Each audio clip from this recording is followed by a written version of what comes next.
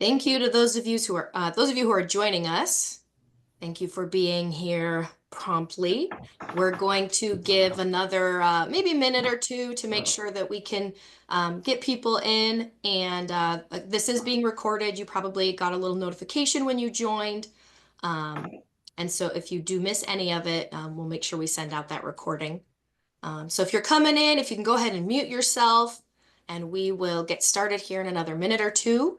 If you're willing to open up your chat and just drop in the chat where you are, tell us where you're calling in from. We'd love to kind of see how widely this is being shared, and we'd kind of love to just kind of hear from you.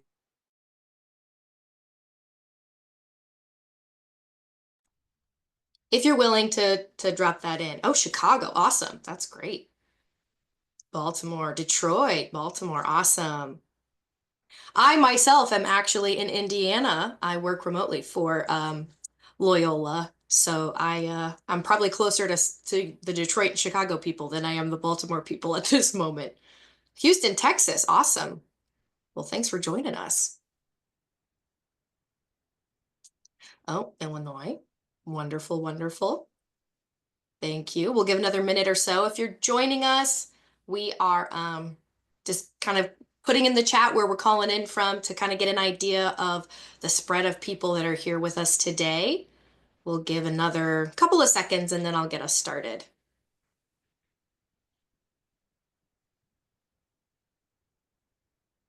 And if you want to have that chat open, we will be accepting questions for the Q&A at the end. And so it's going to be good for you to have that ready to go as well. Outside DC, Baltimore County, welcome, welcome. Several Maryland people, Colorado, oh, awesome. Thanks for joining us. Well, I'm going to go ahead and get started. Again, this is being recorded, and so if you miss any of it, we'll make sure that you get the whole thing. Welcome to Aspire's Job Search Workshop. This is part of a two-part series called Launch Your Next Move to help individuals who are preparing to enter the job market. I'm your host, Christy Anders. I am from our Aspire team here at Loyola. I also have Lisa Hux here with me as our kind of coordinator. And obviously we have Adam, who is our career services expert from DIY Career Guy. Adam has over 20 years of experience in helping individuals navigate career changes. Welcome to all of you, and thanks to both of them for being able to pull off this workshop. We do have a few housekeeping items. We'll hear from Adam for about 45 minutes, and then we'll try to have a 15-minute Q&A at the end. We have the questions that you submitted on your registration form. Adam is going to cover a lot of those questions. We've reviewed them in his presentation. He's going to cover a lot of those in the presentation, but if there's another question that comes up while he's presenting, feel free to put it in the chat. And we're going to try to answer those questions at the very end. And again, we got the ones you submitted. We're going to try to balance that as best as we can. If you have additional questions after that, you can always connect with us and we'll give you some more information on how to do that at the end as well. We do ask that you keep your microphones muted unless we ask you to unmute to add some additional context or maybe to give us a little more information on one of your questions during the Q&A. And again, like I mentioned, we're recording this currently, so we'll be sending out part 1 because this again is part 2. Part 1 was about resume writing, so we will send out the recording for part 1 and part 2 to everyone who signed up, just so that you have both of those as resources. We'll also again send you some information on how to connect with us if you have any questions for us or questions for Adam. So with all those logistics, I'm going to turn it over to Adam, and he is going to kick us off with some job search strategies. So thanks again for joining. Adam, you're going to have to unmute, I think, so we can hear you. We good? Perfect. All right. Thanks, Christy, Lisa, and Scott, the Aspire team, for this continued partnership. The first resume seminar went really well. Very active and engaged audience, so I hope for the same in this second part. This one, if you paid attention in the first one, is going to be focused much more broadly on the job search, the dreaded job search. If you've had a pulse over the last 5 to 6 years post-COVID.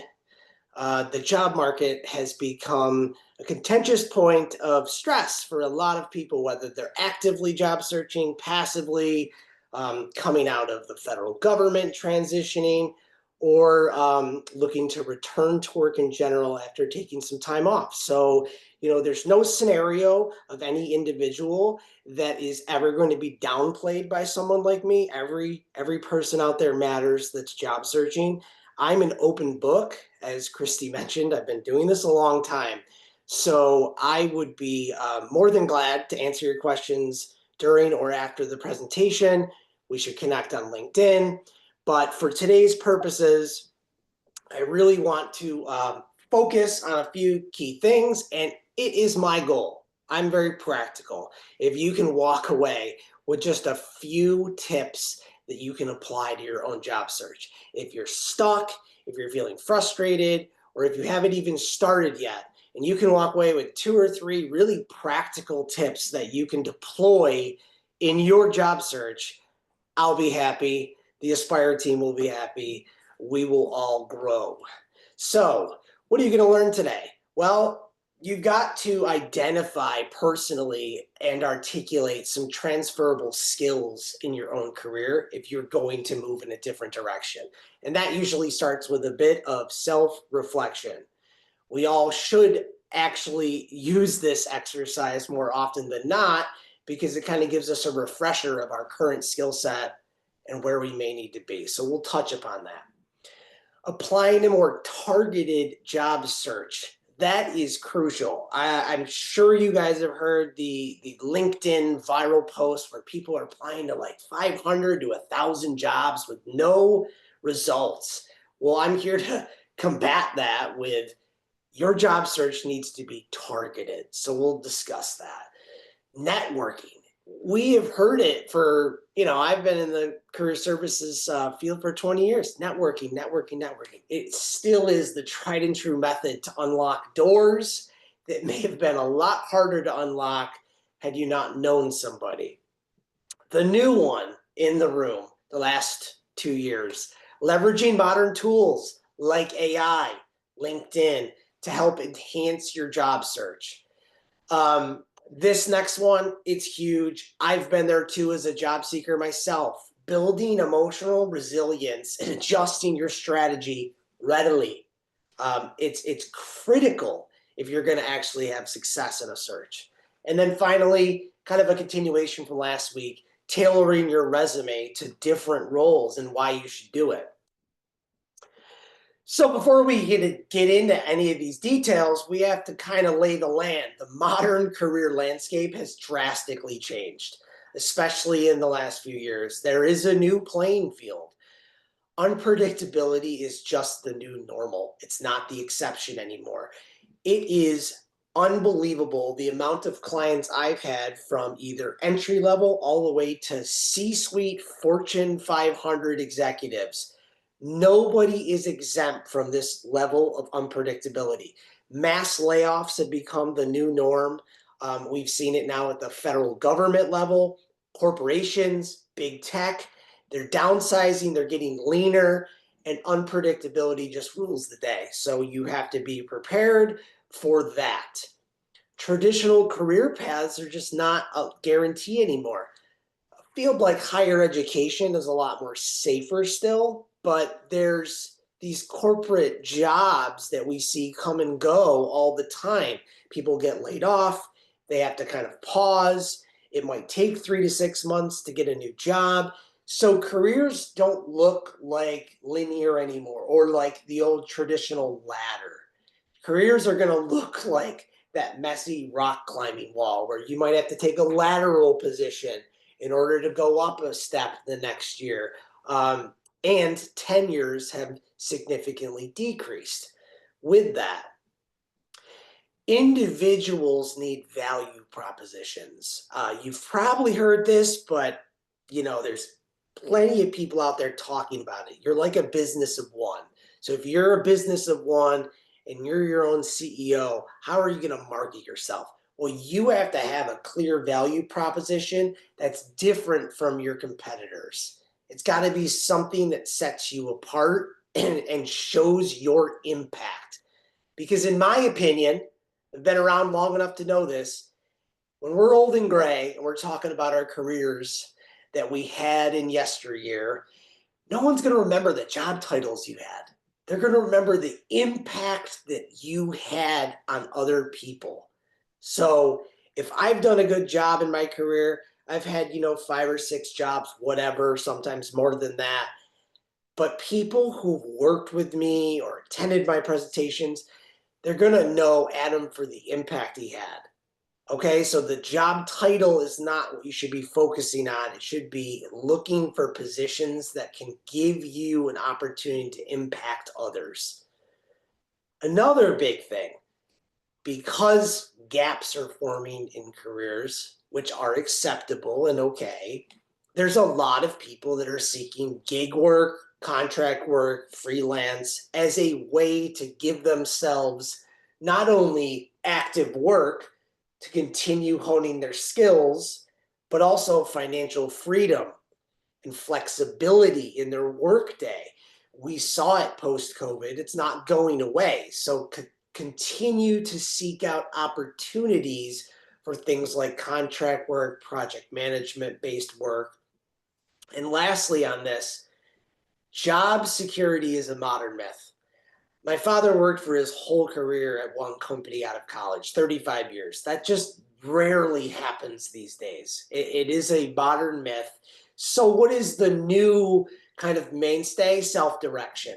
Your ability to position yourself on a career path that definitely takes sidetracks and has hurdles, but you have the ability to self-direct the trajectory of your career with those complementary things like contract work, side hustles. Those were things that older generations just didn't have because of the absence of technology. So, to fill you with a little optimism, there's options out there. So, I said this kind of in the first workshop, and I mean it. Setting realistic expectations should be the first thing you do before you goal set. There's lots of loud voices on LinkedIn, these career coaches that are saying goal setting, set smart goals. I think they fail to realize setting goals is great. We all have them. A lot of people like to visualize them, put them in front of their desk. That's great. But setting realistic expectations about yourself, your own capabilities, and the marketplace is going to be something that relieves a little bit of initial anxiety and stress in a job search. Like I said previously, unprecedented competition. I've never seen it this tight. In 2008, when there was the downturn and there was hiring freezes and mass layoffs, human jobs came back. After the economy rebounded, humans were back in the desks. Right now, we're in an unpredictable moment in time where our economy is still in that gray area. Policies, regulations, red tape. There's a lot of people that are kind of on the edge of their seat. If AI and the economy has anything to do with it, the other side of this so-called recession that we currently may be in could be a lot dimmer than the 2008 recession because AI will take a certain amount of human jobs. So the competition will get even tougher. So there has to be a level of expectation that your career field right now is going to continue evolving. You may be in a field that's already evolving to the point of no return, and you need to, and I will talk about this, start to consider upskilling to combat that competition. Secondly, ghosting is common. I've been ghosted even recently as a career counselor, as someone that knows how to write resumes clearly. Ghosting is so common, really nobody is exempt. If you've taken the time to apply to a job, put all of your ducks in a row, your resume, write a cover letter, sharpen your LinkedIn, and then you put out applications you feel qualified for, and then you engage with a recruiter in a short conversation via email or perhaps even a screening phone call, but then you don't hear back, that can be demoralizing. But it has become so common because recruiting staffs are either mandated to not communicate with um, with applicants beyond a certain point. They can't divulge through policy any feedback to candidates, or they've just hit a point where they've delayed the search on their end. Ghosting is becoming so common. You have to normalize that frustration though. Take a hint and move on. If you haven't heard in 2 months from a recruiter that engaged you, I'd take the hint personally that that's the kind of company I don't want to work for, that does not have open communication. But unfortunately, it persists. Ghosting is real. Expect longer transition times. I have been personally in job searches that have gone 3 to 6 months. It sounds ridiculous with all the technology we have these days, but with that increased competition in that funnel, where they're trying to take a massive pile of candidates and narrow them down to say the top 3 to 5, those transition timelines have become stretched. So, what does that mean? I'm not a financial expert, but I can tell you this confidently: have a nest egg if you've been laid off and you're seeking active employment for yourself, for your family. It's very important. Use job boards tactfully. Don't go all in. I was just speaking with Lisa and Christy prior to this. A lot of people gravitate towards the big hitters like LinkedIn or Indeed. They are not the only job boards out there. There are so many other niche job boards in various fields. There's remote-based job boards. There's government job boards. Not every employer has the budget for something like LinkedIn. LinkedIn Recruiter is their paid version that companies have to pay a subscription for, and it's not cheap to post jobs. So use these job boards tactfully. There's a variety of them out there, and that should just be one piece of your job search strategy. And finally, rejection. I think this goes along with the ghosting. Everybody is going to be rejected at some point from job searching, whether it's at volume, like the 500 to 1,000 person, or 10 to 15 jobs you applied for, you didn't hear anything back from. Rejection is a part of the job search, but use it not to define yourself. Use it as data to adjust your strategy.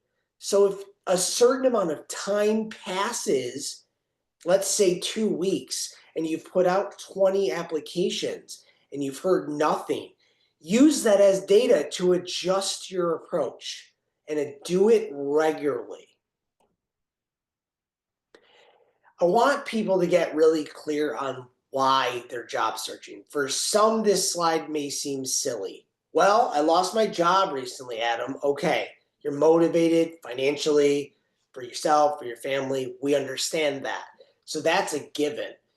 But there's a lot to uncover with that, why you're job searching.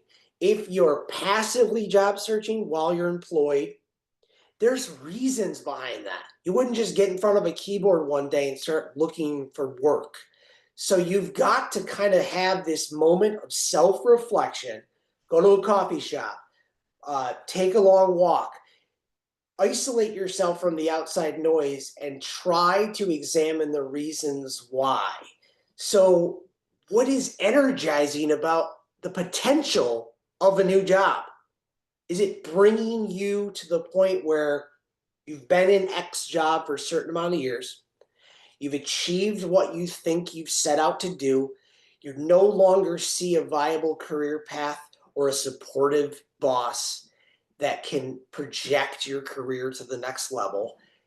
So what's energizing you to seek externally a new job versus what's draining you? There's something that is either holding you from wanting to stay at that job, coworkers, like I said, an unsupportive boss, a lower paycheck than you think you deserve.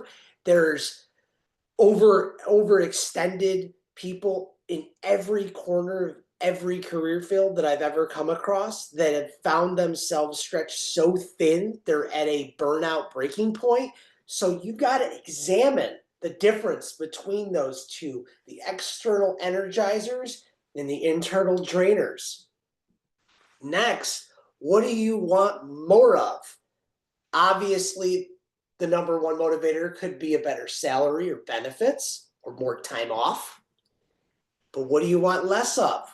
Maybe, again, too much work, less bandwidth, the projects, all of those things are determining factors that contribute to why you would want to start a job search.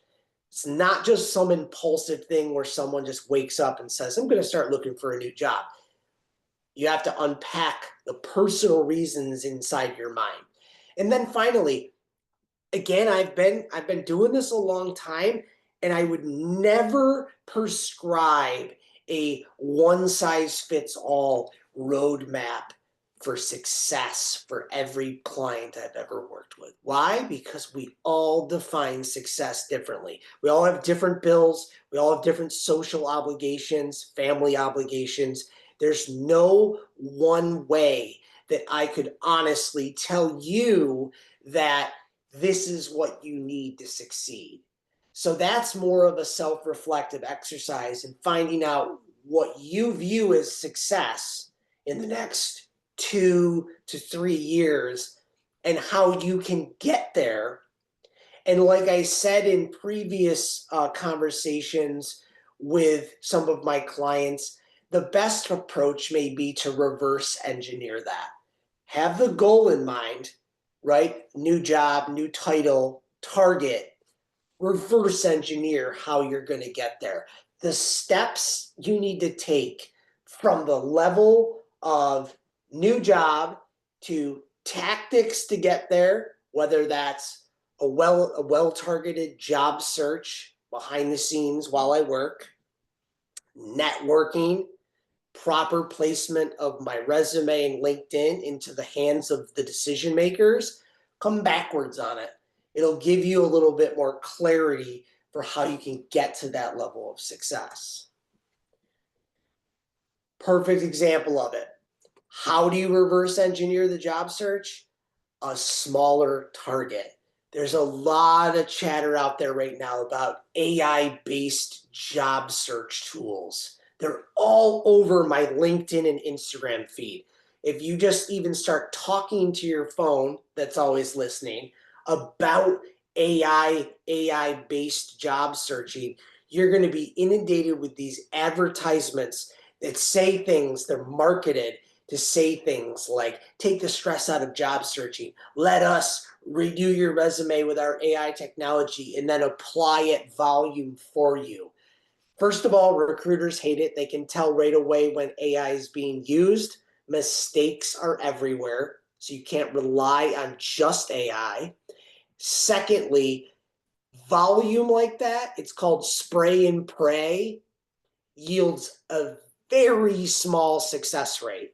So if you're applying to 1,000 jobs, you maybe are going to get 2 to 3 interview calls.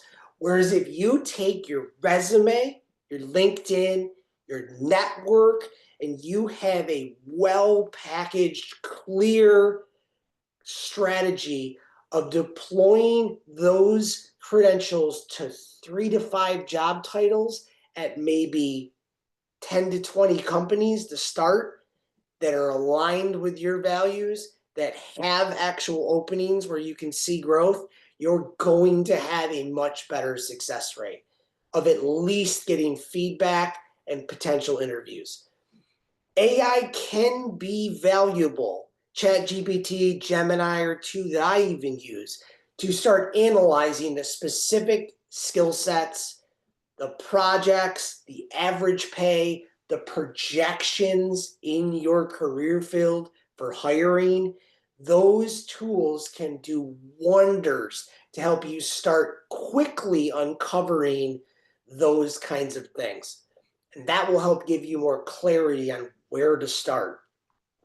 Working backwards again, I said this, but more specifically, if you have a goal like Adam wants to be a director of career services or something like that in X years, LinkedIn is a great place to start. Looking geographically, regionally at directors of career services in your region, looking at their profile, seeing their career history, seeing certifications they have. Those are people in the role that you can aspire to, that you can potentially become your mentor. See how they got there. It's a much better way to make inroads, to get your resume in the right hands, and it helps you connect the dots to your current state. It kind of starts to fill in, kind of with a bunch of pieces of gravel, that first part of the roadmap. And it's got to be realistic. I'll say this till I'm blue in the face. It's got to be a realistic roadmap. If you're making a pivot to a completely different career field, it's not impossible, but it takes a starting point. If you're making a pivot that's in a related field, something that you've already been doing, but perhaps a different actual type of niche, like project management's your thing, you've been doing it in tech, now you want project management over in higher ed. Not impossible, because there's so many transferable skills. Build yourself a realistic roadmap and draw out those transferable skills. Again, this is more of a visual of what I just discussed. Targeted, not aimless, because this is going to yield more results. So I said 3 to 5, it could be 2 to 3 job titles that you know you're very good at, that you've done with success, that you can prove on a resume with examples, and then target that list of 10 to 20 companies to start. Make a spreadsheet, make a Google sheet. It's going to yield a lot more clarity in your mind. And maybe those 10 to 20 companies aren't currently hiring right now, but put them on your radar, pin them up on your desk. Say, I'm going to step aside for now with those 10 to 20, but I'm going to keep them aware that I'm searching. That could be a good way to enter their talent pool, submit a resume, or engage with a recruiter online.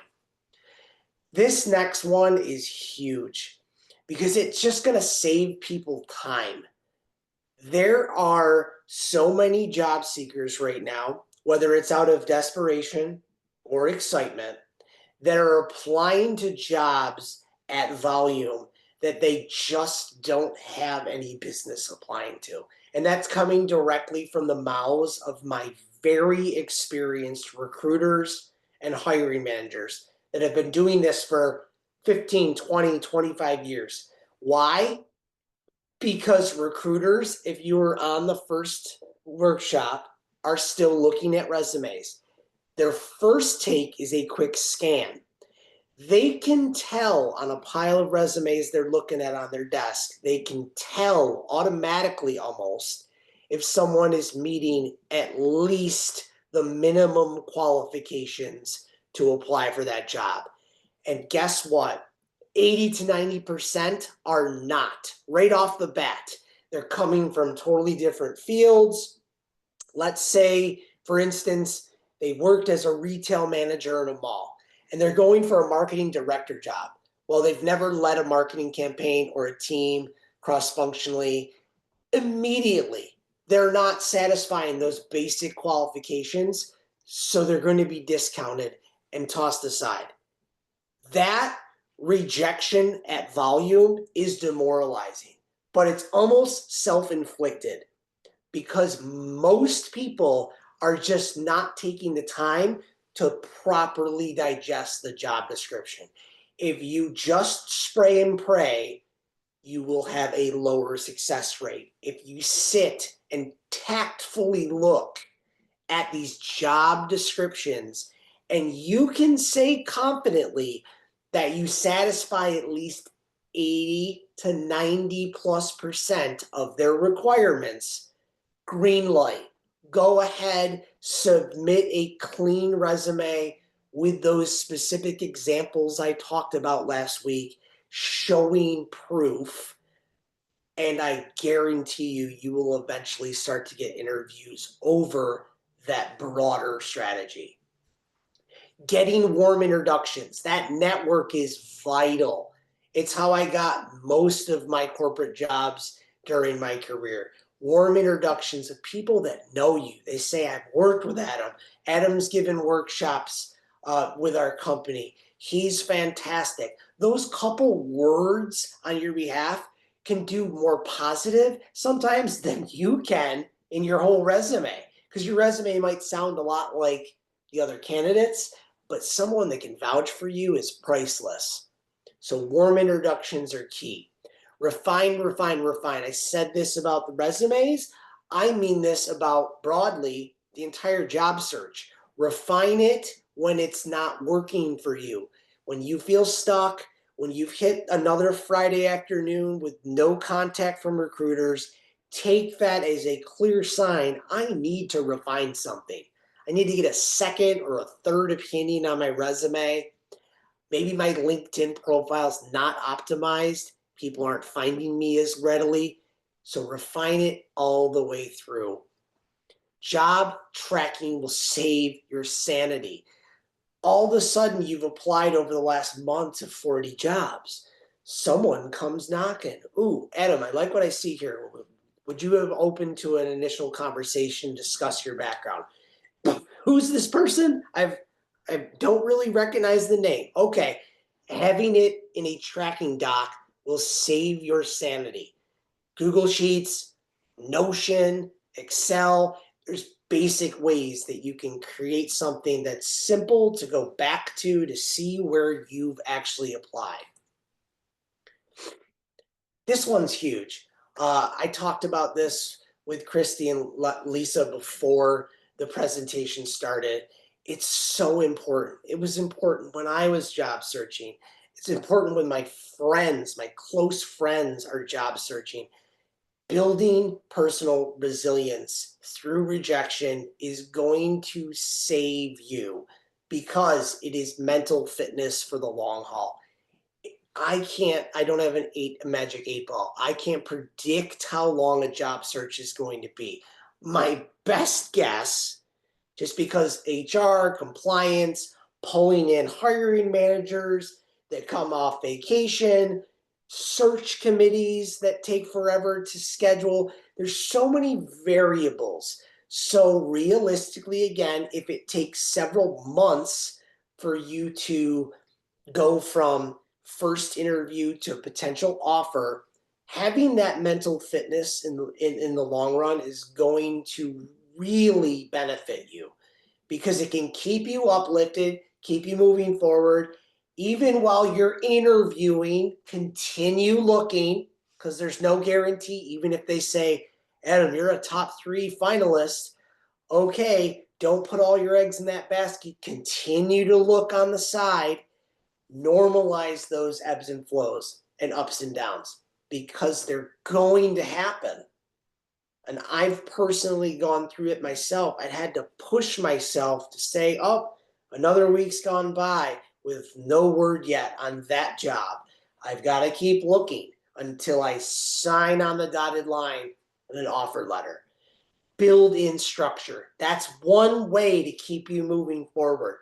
That daily routine, whether you're a single person, you have family to get up in the morning to get to school, all those variables, keep a structured routine. It's going to help you not just distract you, it's going to help you structure your day.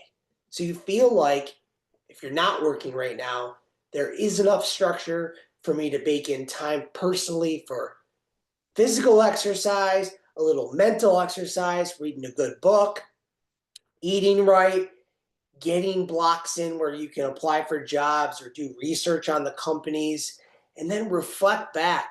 You have to have those times where if you're reflecting back on the week that was, and there's spots in it that you didn't like, Maybe it was the way you communicated with a recruiter.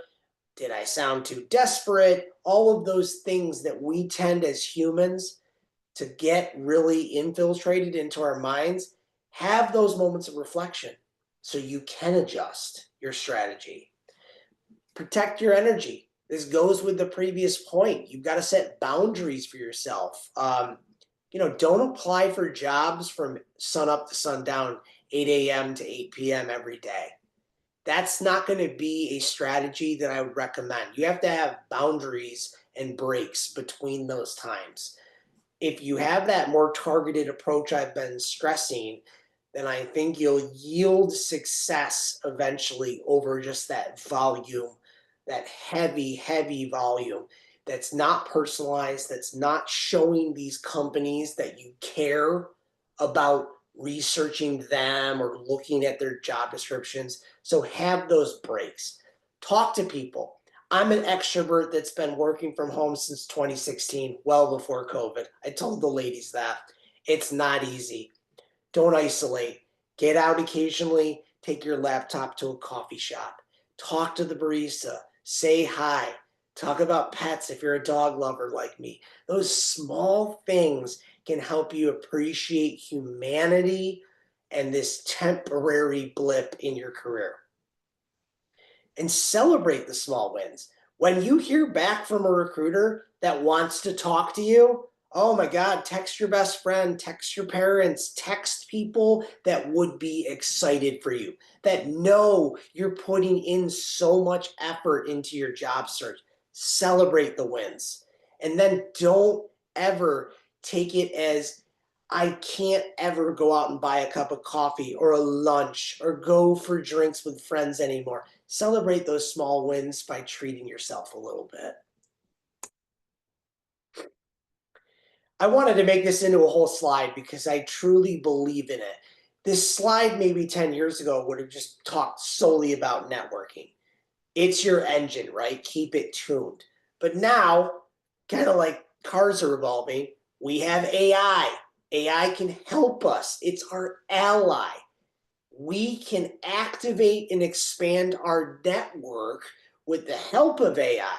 We can find in those prompts, find people, movers and shakers in our region, in our niche, right? It can give us lists. You just ask it, hey, generate a list of the top movers and shakers, executive level leaders in X career field around the central New York area. Boom, it generates a list. It's scary how fast it is. Start the wheels in motion of networking with the help of AI. Something that didn't exist several years ago, now we can use it. I always tell people this, don't wait until you need it. I posted a couple months ago on LinkedIn. It didn't get many likes. I didn't really care about it, but it's such an important thing because one individual sent me a DM and that mattered, that hit the nail on the head. I always see those posts when you say your network is the key to the future or something along those lines. So the people you connect with today, even if you're not actively job searching, are the people that can help you several years down the road. But don't wait until you need it desperately at the 11th hour. So networking right now takes energy that can yield dividends down the road. So I don't want people to wait until they need it. Start to make introductions right now, even if you're gainfully employed, because you'd be surprised how you may need it and how they may need you down the road.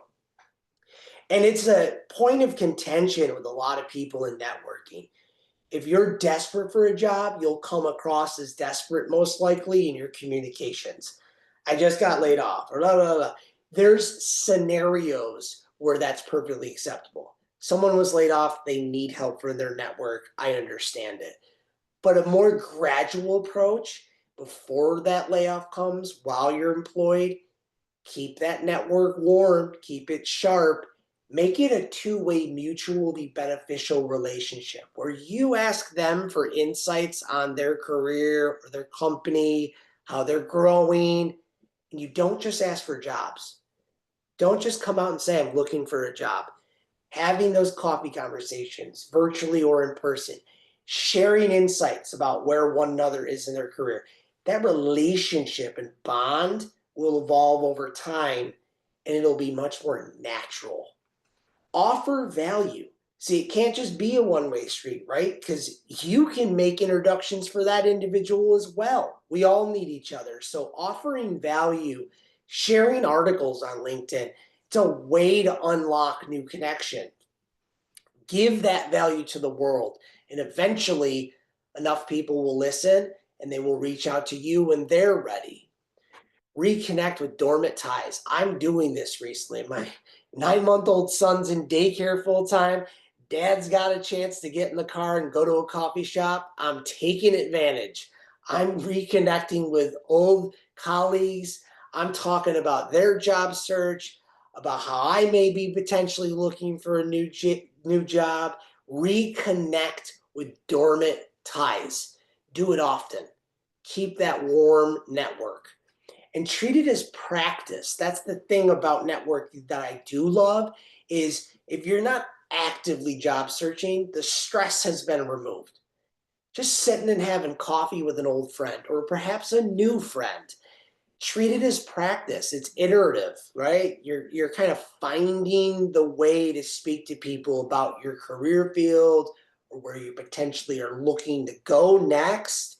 It's not a one-time event, right? It's not the stressful cocktail hour with the CEO of the company. Treat it as practice more informally and casually. Craft a story that sticks. I've said this when I was an adjunct professor to my college students.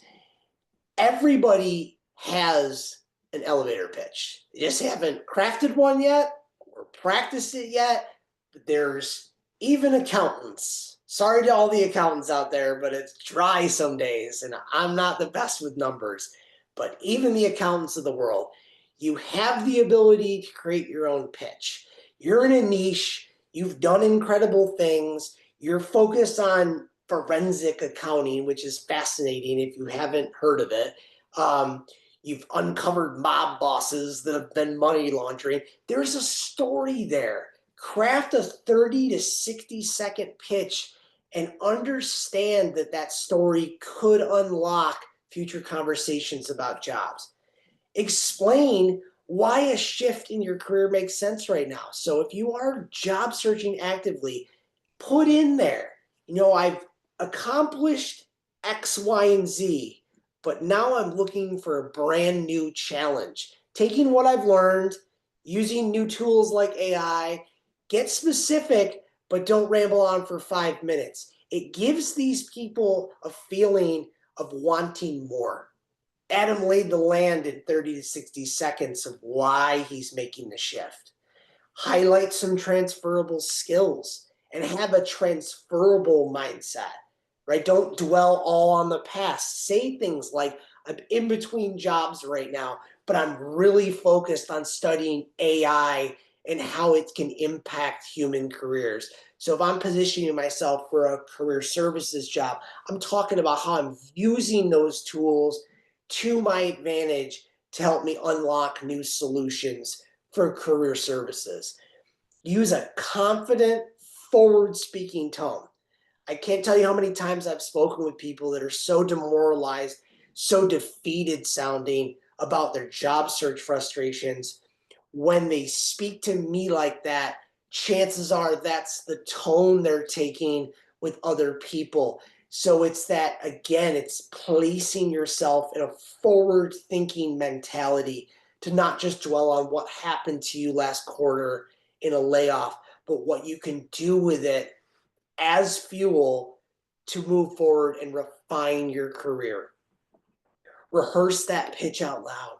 Rehearse it with friends, with colleagues, with your dog, somebody that can give you some sort of feedback. My dogs, when I speak, look at me weird, whatever. I'm speaking out loud and giving myself the ability to give internal conflict or internal feedback on how I may adjust my strategy, what I don't like about it.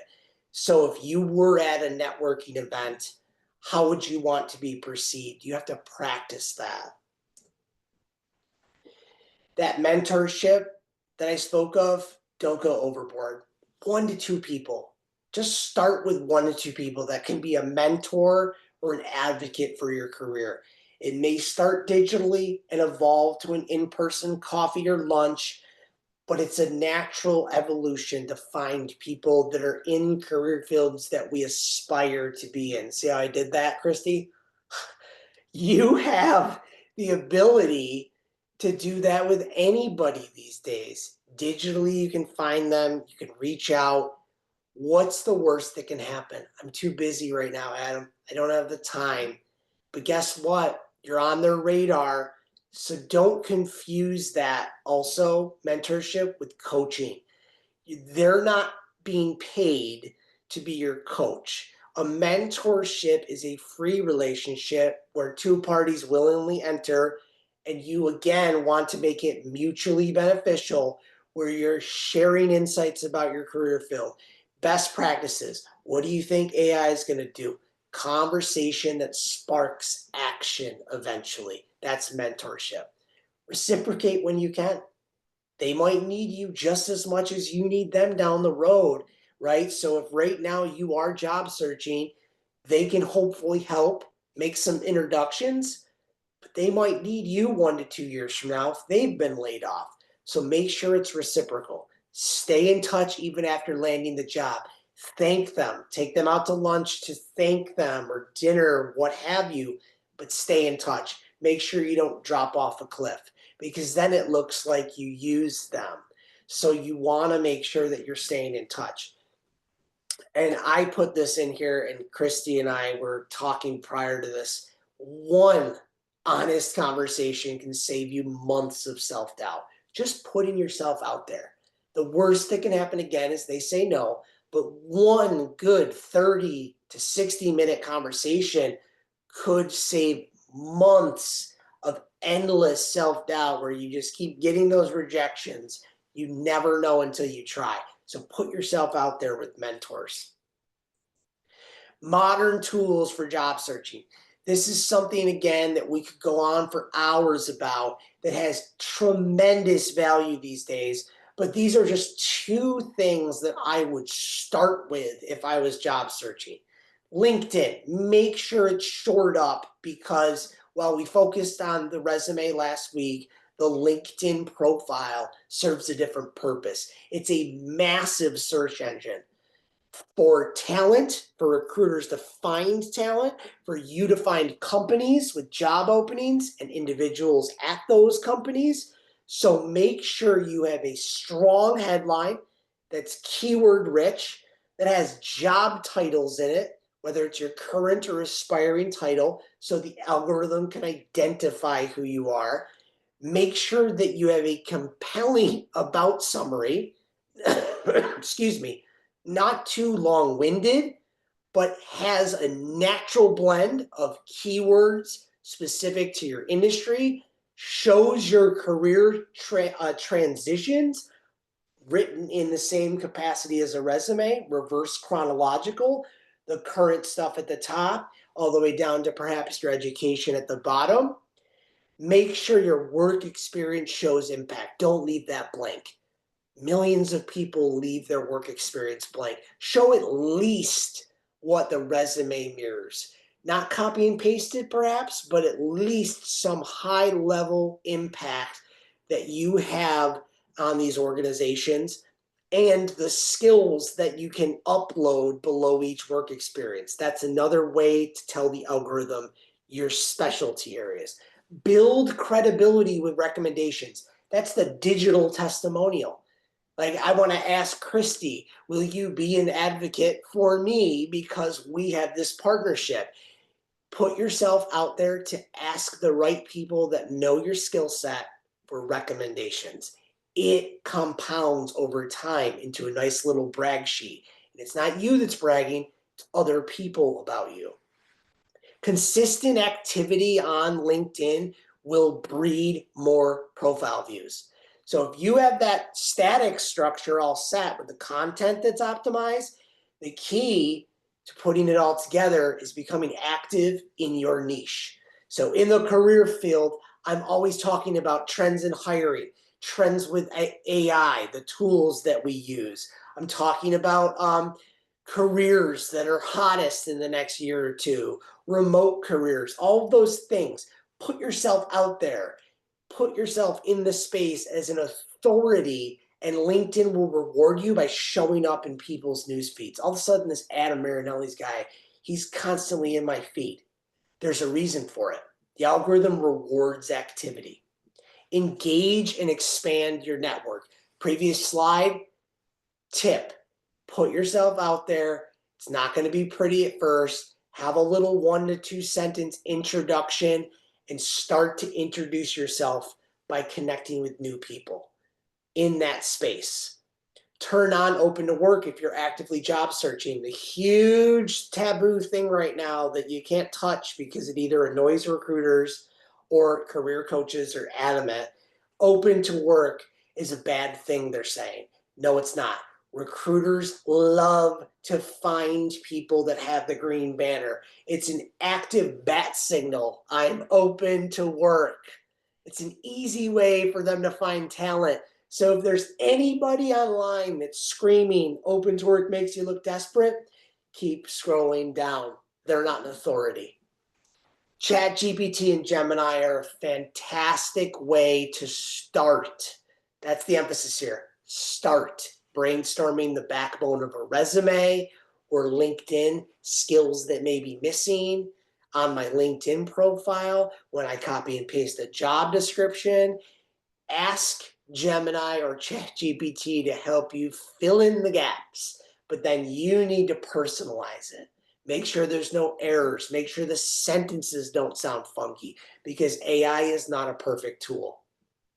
Performing that background informative research is crucial. I've done it myself. I've done it for clients in really niche career fields. It's a way to identify industry trends. Play around with those prompts. They're foolproof, really. You just start like refining the prompts to get more specific. Show me the top 5 growing career fields in central New York, and it shows you a list. Next prompt, get even more specific. Ask it to then break that down by expected career growth or salary averages. It is fantastic for that complementary background research.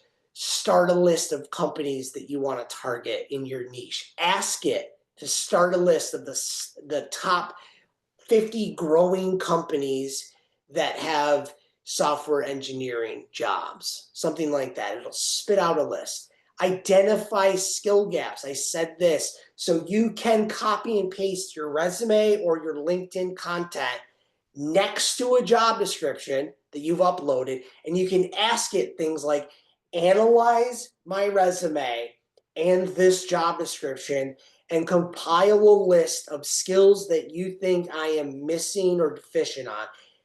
It will give you in 5 seconds that list. Now, whether or not in full faith you can put that on your resume or LinkedIn, that remains to be seen, but it'll give you a target to aim towards. Finally, preparing for job interviews. I've done mock interviews since my career services days at my alma mater, where I have a set list of generic questions that I camera recorded and I give feedback to my client. But guess what? It can be time consuming. So right now you can prepare for job interviews by asking ChatGPT or Gemini to act as a recruiter in X field and ask me a set of behavioral interview questions acting as the recruiter. And it will come out with a list that can prepare you to begin that preparation. Tailoring your resume. This is just a quick visual. We don't have to go through it in detail, but if you can see the screen, this is what I meant last week by not giving your resume one shot for 50 different jobs, because they all have different requirements. So I want you to take 5 to 10 minutes per resume, label it company X with your name, right? Just so they know. And that resume should look and feel slightly different based on that job description. So what I meant by that was you may be a marketing manager, right, that has project management background. But if this job's heavy on the marketing management side, it's going to say these things on the left, right? It's going to say like analytically driven marketing manager in the summary. The project manager is going to have slightly different summary and skills. Give them what they want to see up front. This is just a quick illustration that I saw on ChatGPT. I prompted it, right? So it's a tool. See the typing error right there on the second line of the analytics driven? That's because it's ChatGPT.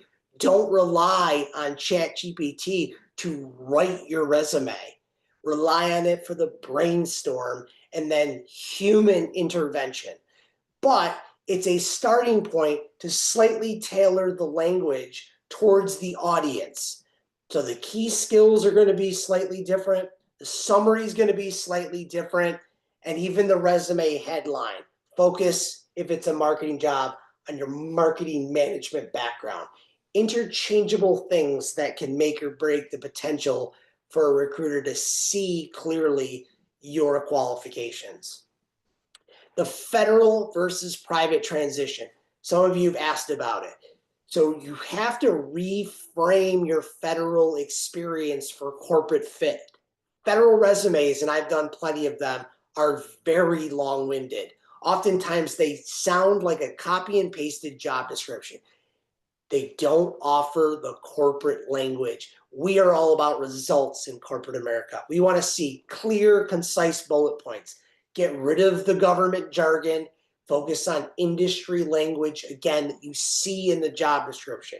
Transferable skills in corporate America, leadership, program management, compliance, those things matter. Specific tools. Focus on outcomes. We use things like I increased something by X%, or I saved X money, timelines were reduced. Those are metrics that help us identify proof. Modernize your resume. Resumes can be 5-10 pages on the federal side. Most corporate jobs, 2 pages, like I said last week. It's intended to satisfy you meeting the qualifications. Doesn't have to be 1 page. That mostly applies to recent college grads, but 2 pages. You should be able to emphasize your impact over your job duties. Using private sector keywords. Again, you can use AI to scan for those patterns, drawing out those transferable skills from the federal jobs to corporate. Adding a brief, clear, targeted career summary. Like I said last week, 2 to 3 sentences should suffice. It should not be long-winded, half a page. And then understanding that the processes and expectations of the private sector are just different. We usually have faster hiring timelines. Usually, we're profit-focused. We're all about agile, lean teams. We talk that way. We talk about being adaptable. Startups, technology companies, they're pivoting all the time. So you want to focus, excuse me, on innovation and results in the language. More informal, yet very competitive hiring process, right? We oftentimes say show up nowadays with like a collared shirt if you're a male, or whatever the company says on their website is acceptable.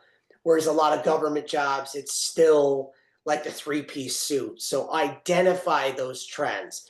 Research the value of federal work experience to the private sector. Again, because a lot of those project management type jobs, they love to see things like compliance, technology, defense experience, logistics. So make sure you clearly do your research to identify those trends. Navigating the career gaps, be honest. Just be honest. Don't lie. Remember, it's the rock climb, not the ladder. So if you start to have a gap form, reframe your narrative. Consider closing the gap with consulting, freelance work. There's all kinds of websites out there like Upwork, Fiverr, freelancer.com. There's contract work you can pick up. Use your skills to your advantage to creatively start to close a gap on your resume. Highlight what you've gained, not missed out on. Remember, that's framing the narrative positively to move forward. Focus on value, not age. That's huge because at some point we're all going to experience ageism. It's very real, but don't discount age, wisdom, experience, team leadership. Those are huge things to corporate America, highly coveted. So promote those recent wins, currently focus on what you're good at, show what you're researching, and show excitement for the future. It's all about modernizing your skill set. Everyone these days should be looking at the AI tools, missing certifications, keep it fresh. Address the gaps during interviews honestly. There's even a spot on LinkedIn now that says career break. So it's become an accepted norm. Don't shy away from it. Don't try to lie about it. Say why there's a gap. I was laid off. I was taking care of a family member. Show a forward-looking approach while addressing the gap. Volunteer strategically. There's a ton of people out there that could be volunteering, adding it to their resume, but instead sit home all day in job search. I would get out there, volunteer in a related field, add it to your resume. Temp to perm, it's still a viable path. There could be an opportunity out there, so don't discount local agencies that you could partner with for a temp job. Your personal brand, focus on the value. Comparison traps will steal your joy. All over social media right now, there's comparison. I make this amount of money. All of these things put people in this anxious mindset. Try to avoid the comparison traps. Show your impact, own your story. This is a reiteration from the previous slides. Know that value proposition, that pitch. And this applies to the resume, the LinkedIn, how you speak, how you email. I said this to my students. I mean this to my professional audiences. This 3 C's of job searching: clean, concise, and compelling. Not long-winded, not super wordy and disoriented, and not vague. Give them specific, compelling reasons to want to have the conversation with you about a job. Showing vulnerability to a certain extent. Showing vulnerability is important these days. Struggle is very real. Talking to your friends or even talking on LinkedIn about your struggles in the job search. You don't have to have it all figured out. I don't, and I would guess 90% of people out there don't really have it all figured out. So show that vulnerability. Put together a schedule. That's going to help at least piece together that structure I was talking about. Maybe spend one day applying for jobs. The next day, doing some prep for interviewing, looking at AI assisted industry research, applying to jobs again on Friday, following up on applications, building in that coveted personal time. I think it's really important to have some sort of schedule you can visualize. And you have to manage your mindset overall. Job searching is iterative, just like the resume. Nobody does it alone. Seek those mentors. Let's use modern tools to our advantage, but not let them run the job search. And then confidence is key. Rebuilding your story starts with you only. You can seek external help from people like me, but you have to have that confidence to own that story. And that is what I have today for job searching. I know it was a lot, but I appreciate all your patience and time, and I'm open to answer any questions you may have. Thanks so much, Adam. We're going to do a little bit of our wrap up and then come back to some of our questions. We do have a survey So if Adam, you could show the survey on we'll drop the survey into the chat, and we'll also we have ways that you can connect with us, connect with Adam on LinkedIn, email us at aspire@loyola.edu, and we'd love to kind of keep this conversation going. So if you need to sign off, thank you so much for being here again. We're going to jump into the questions now, and we will provide the recording in a follow-up email. So some of the questions that we have one that's in the chat right now. You mentioned at the start that there are a lot of job boards and some are even niche specific. What's the best way to learn about some of these other job boards? So Adam, if you could start with that one, that would be great. Yeah, so that's a great question. LinkedIn, again, there's a motive there. People pay to put the jobs up, and most job boards have some sort of fee for the employers, but they all vary in niche. There's tons of very specific job boards. So if you're into remote work, there's, remote.co, I believe it is. We work remotely.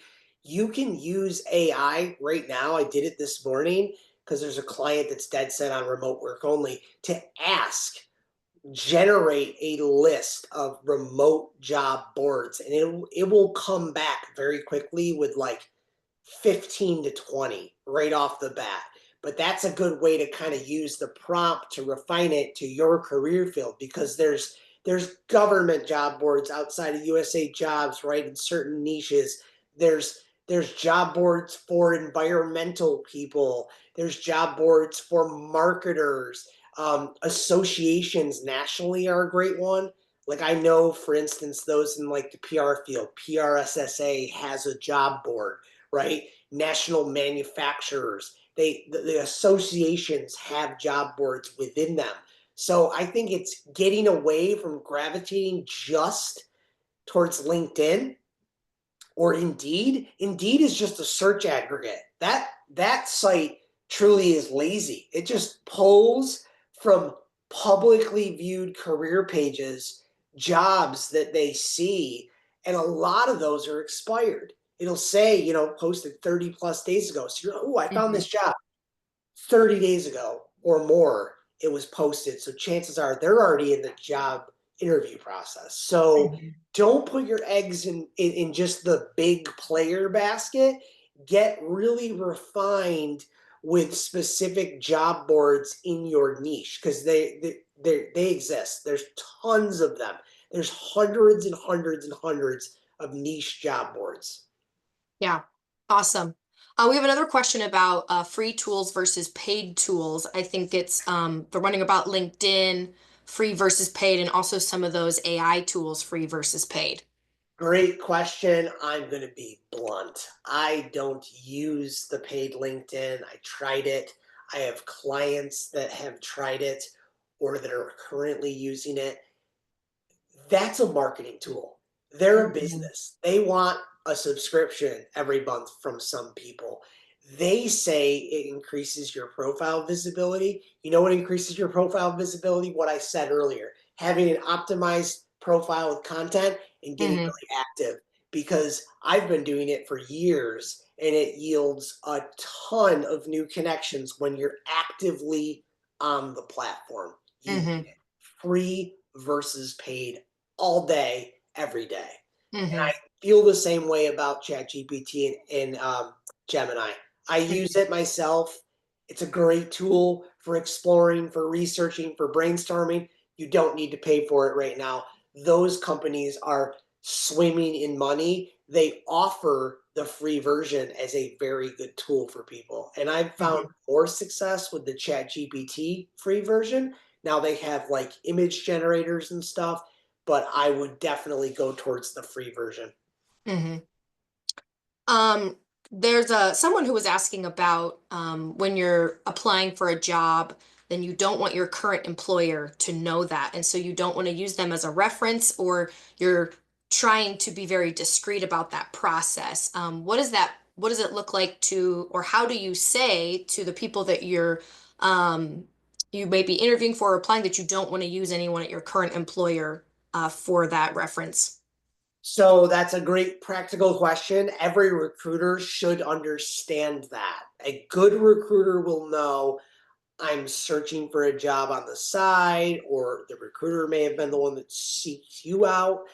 They understand that your current employer may not be aware of the job search. So they would never pressure you into providing that reference.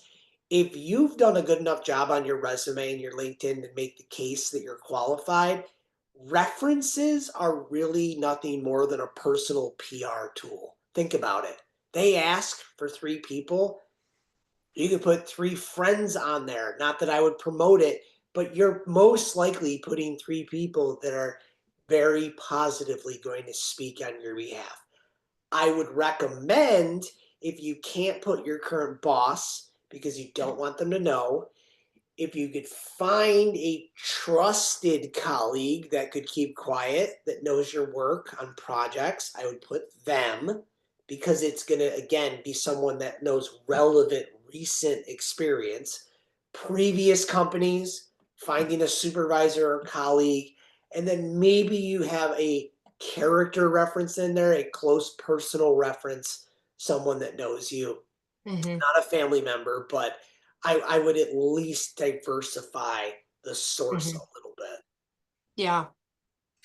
Um, we have another question about something like using Discord communities or other kinds of communities to find jobs if you're looking, for jobs. Are those kinds of online communities that may be different from an actual job board posting? Kind of what's your opinion on that? So are you thinking like Reddit? Is that Um, be careful, because employers are now putting people out there on social media. Reddit's a business. Reddit runs ads. Reddit has a very wide open, um, kind of organic feel to it, where people are just vetting about, you know, the job search in general, kind of expressing grievances. mm, Be careful, because basically the way their algorithm is set up, unlike LinkedIn, where you have to get in there and kind of see the job feed, you could have a string that goes kind of viral, where a lot of upvotes that sticks with you, that hmm, lingers, that they can see and search for. yeah. So just be careful if something like that is a tactic for searching for jobs. Don't be the one that's often commenting, be the one that's more exploratory. um, I haven't found, and I know somebody that works at a place like Reddit, that it's an effective way to find active job openings, because budgets for recruiters are most likely going towards actual funneled candidates like Hmm. LinkedIn or those niche job boards where people pay to post jobs. Um, Hmm. and my wife found her first job on Craigslist, so you never know. But but I would just take it with an air of caution there, because Yeah. you know the lesser known ones most likely don't yield as much credibility. Yeah. Really quickly before we sign off, Adam, I think there was a slide in your deck that we may have skipped over that I think is relevant to a lot of our questions.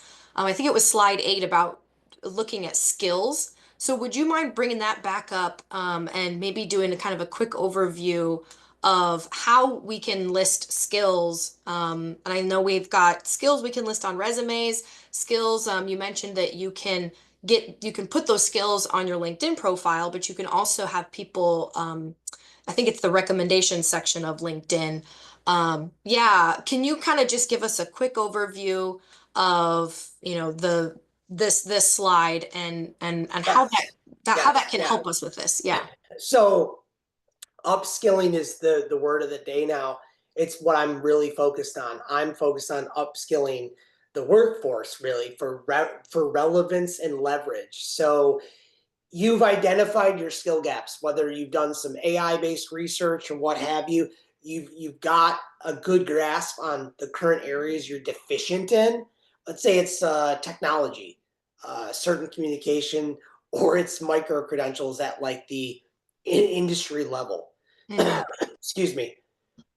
Don't just collect a bunch of certifications. Like, if they're not relevant to where you want to go. So they have to be able to tell their hiring manager, this is a recruiter, that Adam solves real world problems. He's got evidence of it on his resume and LinkedIn profile.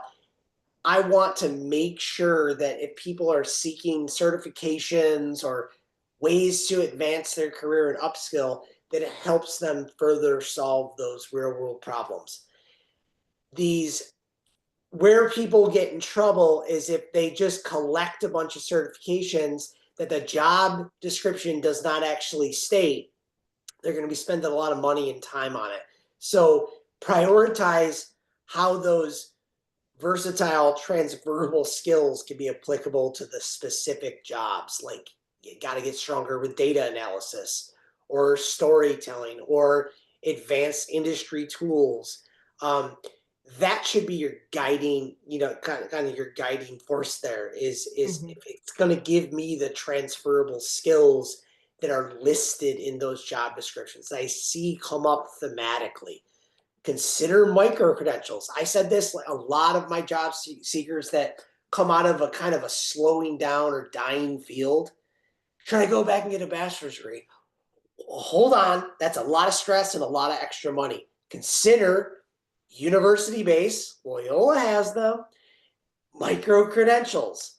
It's a much more cost effective way to gain experience and upskill in your niche or in your career field. So there's that option. And companies are oftentimes developing their own micro credential certification programs. Like Google has one if you work there.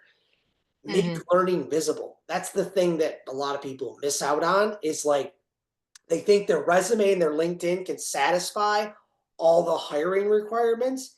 It's like my example from last week with a guidance counselor that talks to you about like, Adam, you're only an 89 average student, right? Your resume to get into college looks like everybody else. What extracurriculars do you have that will set you apart? I was the captain of the soccer team, editor of the yearbook. Those things need to be outside of the resume, showing your extra skills, maybe visualizing them. So having a portfolio, putting the visuals on LinkedIn and media files, GitHub account. Those are things, even if you've been published on Medium before or other platforms, those are things that can kind of make your learning and your upskilling more visible than just the resume traditionally can. So I would definitely emphasize that upskilling is like it's the term of the day, at least in my opinion.